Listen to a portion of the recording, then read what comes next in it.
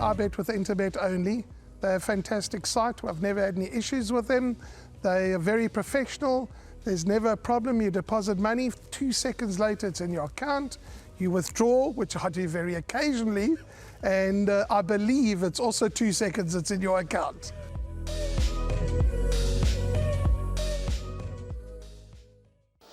Welcome back for race number 3, draw for 13:35. This will be the time that the pick 6 will commence, over 1,600 meters. And both Dees and I will be doing duty tomorrow. We'll be presenting together. So Dees will be able to point the punters in the right direction as far as information on the day goes. Yeah, this is a warm-up run. We're just 100%. having a warm-up. Nice warm-up, Gallop. Yeah, we'll have some information on course, and we'll get around and chat to a few trainers and try and get some confidence for the guys, because you'll need all their help during the course of the week to try and bank the cash for the big day on Saturday. So race number 3, 1,600 meters. Maybe we just give short comments on each runner. Fabulous, she showed that she's above average, winning first out the maidens, and that was a good win. Very, very good win. I remember her absolutely sweeping by her last 2 runs. She's come with a scintillating turn of foot. The extra trip should be right up her alley. The slight concern is she's a horse who tends to lose some ground at the start, and she leaves quite a bit to do, but the way she finishes like a steam train. So I wouldn't be surprised to see number 1, Fabulous, reel off the hat-trick. Her secret weapon is her turn of foot, so healthy respect for number 1, Fabulous. Number 2, Arctic Princess, Poly Specialist. Poly Specialist, I got a question mark over the distance. She seems a bit less effective over 1,600 meters. 3, Ice Sensation. Well, last time out, there was plenty of talk on course, and the way she won start to finish, but she's carrying 60.5. Yeah, she's got the 60.5 on her back, and after winning first time out, I've been waiting for an eternity for her to come back, and she bounced back with a good victory last time.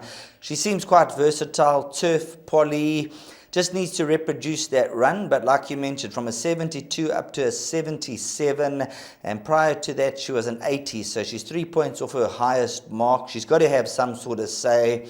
Number 4, Let It Snow, after winning her penultimate run, they hit her from a 78 to an 86. Yeah, she reeled off 3 in a row. The handicap was obviously impressed with her, but I think she's far better than that last run suggests. 1,700 meters.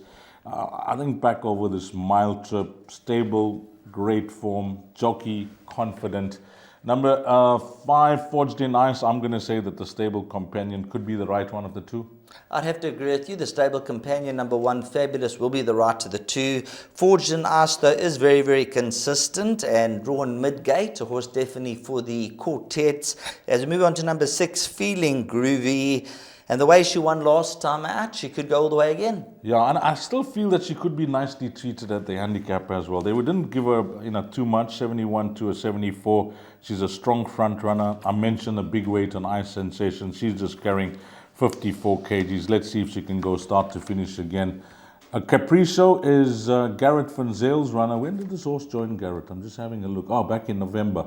What you make of this mare? I think she's going to enjoy the speed being on. She is racing over the 1,600. She's yet to win over the trip, but if you go back about 4 runs, she won over 1,400, so I'm not too worried about the trip. Now, Dees, when you look at the race, there's at least 3 or 4 runners who can go to the front. So I think the pace is going to be hot early on, and a horse like Capriccio will be picking them up later on. Number 8, 2 Minds, I think just needs to pick up on the last 2 runs. Likewise, number 9, I'm Regal. And then number 10, Dance My Lord at 10 to 1. If you go back, she was well beaten by Fabulous and then beaten behind Bay Breeze last time out.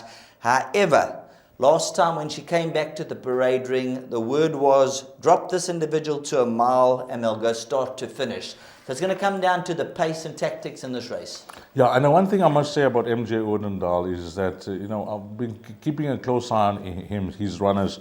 And although he's not having winners after winners, his runners are all running in the money. Go and have a look at it. If they're not winning, are they running second, third, and fourth? He's got his string in a good space. And I'll add one more thing to give Sheldon some confidence. There's one runner that's come out from that form line, was Family Favorite, who ran a decent second the other day in the quality field behind Mvulazana. So I'm going to declare my numbers for the place accumulator, Sheldon. Maybe you can add your numbers. I'm going to go with 6 feeling groovy. You mentioned front running tactics could be the plan of the day. I'm going 6, 10, 3 and 4. 6, 10, 3 and 4. That will be at the time of recording, but all that could change on race day. 100%. When we get to the course in the morning, things can change. There can be a few scratchings in that.